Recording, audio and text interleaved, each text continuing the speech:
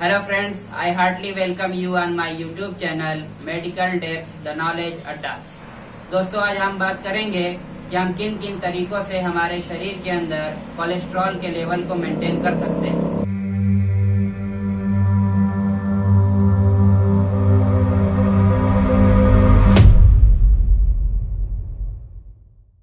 दोस्तों, उसे जानने से पहले हमें ये जानना होगा कि कोलेस्ट्रॉल आखिर है क्या। तो कोलेस्ट्रॉल हमारे शरीर में पाया जाने वाला लिपिड, फैट या मोम की तरह जैसा पदार्थ होता है जो हमारे शरीर में नॉर्मली पाया जाता है। लेकिन जब यह इसकी नॉर्मल वैल्यू 200 मिलीग्राम पर डेसीलीटर से ज्यादा हो जाता है और यह कई दिनों तक बना रहता है तो यह हमारे शरीर के आर्टरीज में चिपकना शुरू हो जाता है, जो बाद में चलकर हार्ट अटैक, स्ट्रोक जैसी कंडीशंस को उत्पन्न करते हैं और अंततः पैरालिसिस की कंडीशन को भी पैदा कर सकते हैं। दोस्तों, अब बात करेंगे कि कोलेस्ट्रॉल हमारे लिए कितना आवश्यक है और हमारे लिए किन किन चीजों के लिए उपयोगी साबित होता है। यह हमारे लिए बाइल प्रोडक्शन का काम करता है, यहाँ तक कि हार्मोन सिंथेसिस में भी इसका बहुत बड़ा योगदान होता है।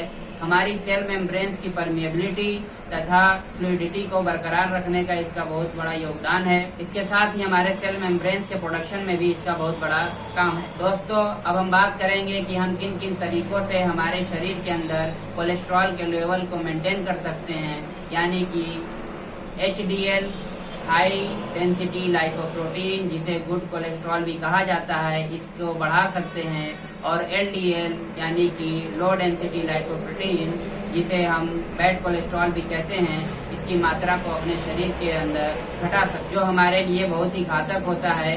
इसका बढ़ना हमारे शरीर के लिए बिल्कुल भी लाभप्रद नहीं होता। दोस्तों, कई चीजें ऐसी हैं जिनका सेवन करने की वजह से हमारे शरीर के अंदर कोलेस्ट्रॉल का लेवल हाई हो जाता है, जो हमारे लिए घातक साबित होता है। दोस्तों, हमें ट्रांस फैट का इस्तेमाल कम से कम करना चाहिए, जो नॉन वेज में सबसे ज्यादा देखने को मिलता है, जैसे कि रेड मीट, मटन और चिकन।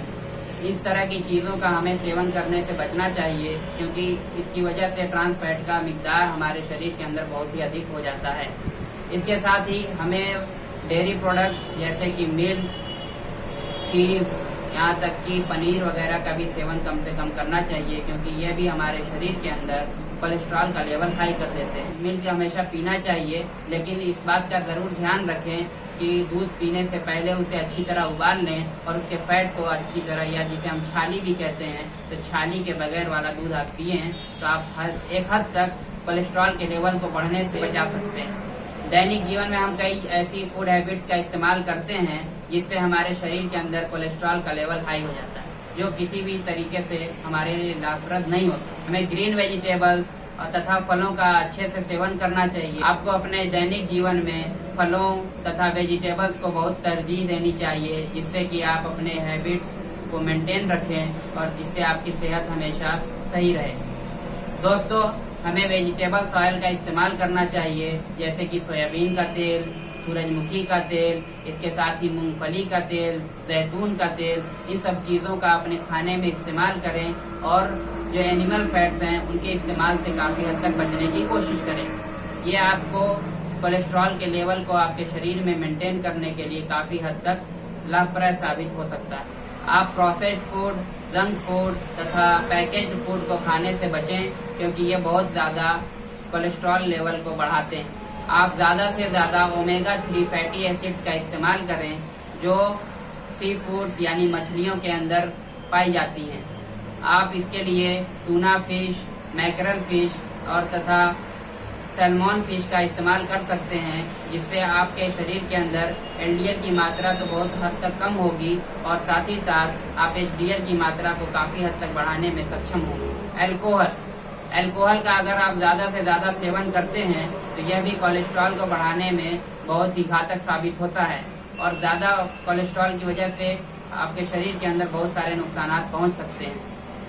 स्मोकिंग से भी आपको काफी हद तक बचना चाहिए, क्योंकि स्मोकिंग हमारे शरीर के अंदर एथेरोजेनिक कॉज करता है, जो हमारे आर्टरीज वगैरह के अंदर एथेरोस्क्लेरोसिस कॉज कर देता है, जो आगे चलकर हमें स्ट्रोक तथा कार्डियक अरेस्ट जैसी बीमारियों में मुब्तला कर देते हैं। हमें सॉल्युबल फाइबर्स का ज्यादा से ज्यादा सेवन करना चाहिए, जैसे कि एप्पल, बनाना, ऑरेंज, सूखे मेवे, ब्राउन ब्रेड, तथा इसके साथ ही आप इसबगोल की भूसी का भी इस्तेमाल कर सकते हैं। हमें इन सॉल्युबल फाइबर्स का ज्यादा से ज्यादा इस्तेमाल इसलिए करना चाहिए क्योंकि हमारे इंटेस्टाइन के अंदर कोलेस्ट्रॉल को एब्जॉर्ब होने से ये काफी हद तक रोकते हैं।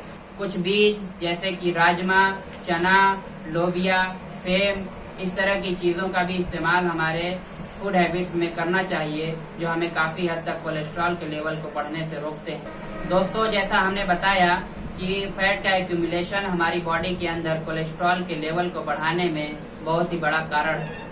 तो हमें ऐसी कोशिश करनी चाहिए कि फैट का एक्यूमुलेशन हमारी बॉडी के अंदर कम से कम हो। ऐसा फैट एक्यूमुलेशन के कारण होता है, तो हमें ऐसी बातों का ध्यान रखना चाहिए ताकि हमारे शरीर के अंदर फैट का कम से कम एक्यूमुलेशन हो, जो आगे चलकर कोलेस्ट्रॉल जैसी खतरनाक बीमारी का कारण न बने। दोस्तों, इसके लिए हम कई उपाय कर सकते हैं। जैसा हमने बताया कि अपनी फूड हैबिट्स में चेंज लाकर फूड का एक्यूमुलेशन हम कम कर सकते हैं। फूड इंटेक कम करके, फैट का कम से कम इंटेक करके भी हम इस चीज को मेंटेन कर सकते हैं। इसके साथ ही आपको रेगुलर बेसिस पर कम से कम आधा घंटा एक्सरसाइज करना चाहिए। एक्सरसाइज करने के लिए आप अपने पसंदीदा खेल को खेल सकते हैं, साथ ही स्विमिंग कर सकते हैं, रनिंग कर सकते हैं, जॉगिंग कर सकते हैं, आप जिम वगैरह में भी जा सकते हैं। इसके साथ ही आप अच्छे से योगा करें। दोस्तों, आपको अपनी एज, कंडीशन तथा कंफर्टेबल जोन को ध्यान में रखते हुए सेहत जैसी अनमोल नेमत को बचाने के लिए एक्सरसाइज जरूर करना चाहिए। अगर इसके बाद भी आप अपने कोलेस्ट्रॉल लेवल को मेंटेन करने में असमर्थ होते हैं, तो आप किसी क्वालिफाइड डॉक्टर से जरूर सलाह लें और उसके अकॉर्डिंग कोलेस्ट्रॉल की दवा जरूर लें, ताकि आप कोलेस्ट्रॉल लेवल को मेंटेन कर सकें, जिससे आप कार्डियक अरेस्ट, स्ट्रोक तथा पैरालिसिस जैसी कंडीशन में जाने से बच सकें। So friends, this is the video on how to maintain the cholesterol level in your body. Hopefully, this video will be helpful for you. If you like the video, please like and share with your friends, and please do subscribe and press the bell icon. Thanks for watching.